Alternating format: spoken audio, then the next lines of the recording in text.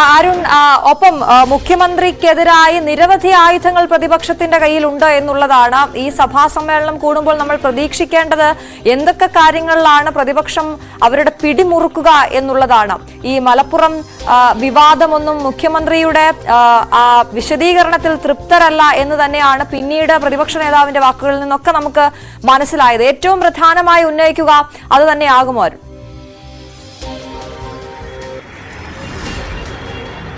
തീർച്ചയായിട്ടും ഇന്ന് ആദ്യ ദിവസം അത് തന്നെയാണ് പ്രതിപക്ഷം ഉന്നയിക്കുന്നത്. മറ്റെല്ലാ വിഷയങ്ങളും നിരവധി വിഷയങ്ങൾ സർക്കാരിന് എതിരെ പ്രതിപക്ഷം ഉന്നയിക്കാറുണ്ട്. ഇന്ന് വരുന്നത് ഈ മലപ്പുറം പരാമർശം തന്നെയാണ്, ഹിന്ദു ദിനപത്രത്തിലെ അഭിമുഖം തന്നെയാണ്, അതിനൊപ്പം PR ഏജൻസി എന്ന വിവാദം, ഇതെല്ലാം ചേർത്താകും സണ്ണി ജോസഫ് ഇന്ന് ഉപക്ഷേപം അവതരിപ്പിക്കുക. അത് എങ്ങനെ അതിനു മുമ്പ് തന്നെ സഭാ നടപടി തടസ്സപ്പെടുമോ, സഭ സംഘർഷഭരിതമാകുമെന്നൊക്കെ കണ്ടറിയേണ്ടതുണ്ട്. രാവിലെ 8:30 നിയമസഭയിൽ തന്നെ പ്രതിപക്ഷത്തിന്റെ UDFന്റെ നിയമസഭാ കക്ഷി യോഗം ചേരും.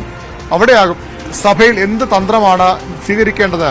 ആദ്യം മുതൽ ചോദ്യോത്തരവേള മുതൽ പ്രശ്നമുണ്ടാക്കണോ? കാരണം ചോദ്യോത്തരവേളയിൽ മുഖ്യമന്ത്രിക്ക് മറുപടി പറയേണ്ട നിരവധി വിഷയങ്ങൾ, അത് സഭയുടെ ഫ്ലോറിൽ പറയേണ്ട നിരവധി വിഷയങ്ങൾ ഒഴിവാക്കിയിരുന്നു. ലക്ഷചിഹ്നമിടാത്ത ചോദ്യമായി മാറ്റി ഒഴിവാക്കിയത് ആരോപണം പ്രതിപക്ഷം ഉന്നയിക്കുന്നു. അതുകൊണ്ട് ആ വിഷയത്തിന്റെ പ്രതിഷേധം അറിയിച്ച് തുടങ്ങുമോ, അല്ലെങ്കിൽ സഭ നിർത്തിവെക്കേണ്ട ഉപക്ഷേപം അവതരിപ്പിക്കുന്നവരെ കാത്തിരിക്കുമോ, ശൂന്യവേള വരെ കാത്തിരിക്കുമോ എന്ന കാര്യമൊക്കെ അറിയണം. ഏതായാലും സഭയിൽ അത്യന്തം സംഘർഷാത്മകമായ അന്തരീക്ഷം തന്നെയാണ് സാധ്യതയുള്ളത്. പ്രതിപക്ഷത്തിന് നിരവധി വിഷയങ്ങൾ, അത് നമ്മളിപ്പോൾ സൂചിപ്പിച്ച മലപ്പുറം പരാമർശമുണ്ട്, PV അൻവർ MLA ഉന്നയിച്ച ആരോപണങ്ങളുണ്ട്, ADGP MR അജിത്കുമാറിന്റെ ആരോപണങ്ങളുണ്ട്, പൂരം കലക്കലുണ്ട്. പൂരം കലക്കലിൽ ആദ്യം തന്നെ സ്വയം ന്യായീകരിച്ച് വെള്ളപൂശി അജിത് കുമാർ നൽകിയ റിപ്പോർട്ടുണ്ട്. അതിനുശേഷം ആ റിപ്പോർട്ട് തള്ളിക്കൊണ്ട് സംസ്ഥാന പോലീസ് മേധാവിയുടെ അന്വേഷണം പുരോഗമിക്കുന്നു.